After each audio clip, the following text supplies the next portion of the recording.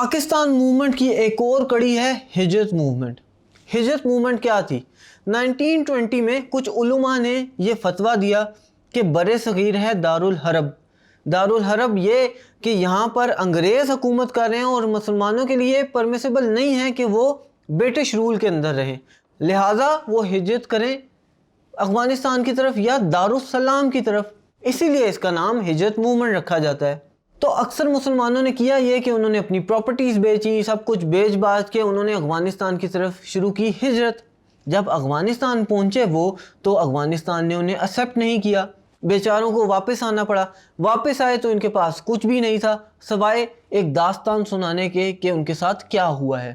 آگے چل کر ہم ڈسکس کریں گے کہ نہرو رپورٹ کیا ہے، اور اس نہرو رپورٹ کے بعد قائد اعظم نے جو 14 پوائنٹس دیے تھے ان کو بھی ہم ساتھ میں ڈسکس کریں گے۔ Thank you.